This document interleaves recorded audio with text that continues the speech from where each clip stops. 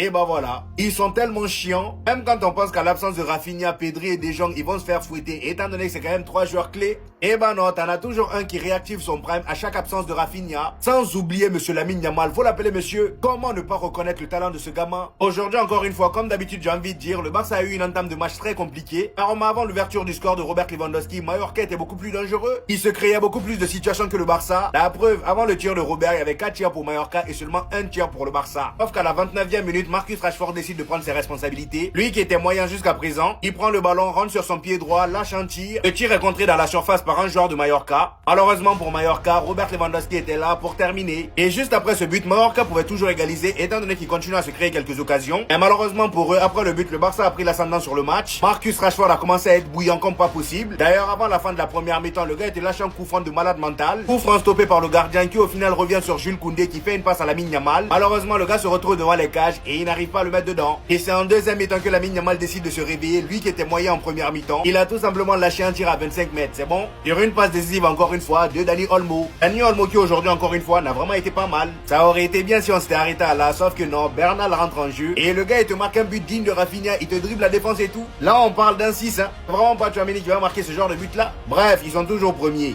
Alors là, c'est une folie ce qui vient de se passer les amis. Avant même de dire quoi que ce soit, dites-vous qu'il y a une nouvelle anomalie en première ligue. Comme vous le savez, depuis l'arrivée de Michael Carrick, Manchester United n'a plus le même visage, que ça soit footballistiquement parlant et même dans les résultats. Après avoir tabassé Manchester City à Arsenal, aujourd'hui ils sont occupés de Tottenham. Ah oui, ils sont en train de se faire tous les gros de première ligue. Et ce qui est fou, c'est qu'aujourd'hui face à Tottenham, il n'y avait même pas match. Regardez un peu les statistiques, la domination était totale. 23 tirs au total pour Manchester United avec 10 tirs cadrés. Tandis que Tottenham, eux, ils ont réussi à tirer seulement 7 fois et il y a eu seulement un tir cadré en 90 minutes, voire même plus. Tottenham qui, je le rappelle, a fait match nul avec Manchester City il y a pas longtemps. Ça vous donne un aperçu du niveau de Manchester United actuellement. Aujourd'hui, dès la 37e minute, sur un corner obtenu par United, Bobby Maino qui était juste au premier poteau reçoit la passe de son coéquipier. Et pendant ce temps, regardez comment Mbomo était tout seul. Tottenham, même parfois, quand ils défendent, j'ai l'impression qu'ils font exprès. Comment Mbomo peut être seul ici? Il était tout seul, Maino reçoit le ballon, il fait la passe à Mbomo qui était devant la surface et le gars il met dedans. Simple et efficace. Mbomo qui est désormais à 10 goals et assists depuis son arrivée à Manchester United. Cependant, bien avant son but, je tiens juste à rappeler que Tottenham a eu un carton rouge et c'est Romero qui l'a obtenu. Et en deuxième mi-temps, c'était au tour de Bruno Fernandes de marquer son but. Lui qui est actuellement vraiment bouillant au milieu. Lui et Ryan Cherki sont clairement les meilleurs milieux actuellement en première ligue. Après cette victoire de United, les amis, ils ne sont plus qu'à 3 points de la deuxième place. Comme vous pouvez le voir, ils sont à 44 points et Manchester City est à 47 points. Provisoirement, je le précise, étant donné que City a un match en retard. Et qui dit 4ème victoire pour United, dit moment de gloire pour cet homme. Lui qui avait décidé de plus se couper les cheveux jusqu'à ce que United enchaîne 5 victoires d'affilée. Et ils en sont à 4, il reste plus que West Ham. Imaginez un peu s'ils gagnent pas face à West Ham, même match nul, imaginez. Voilà les amis, c'était tout pour aujourd'hui. J'espère que vous avez kiffé la vidéo. Donnez-moi vos avis en commentaire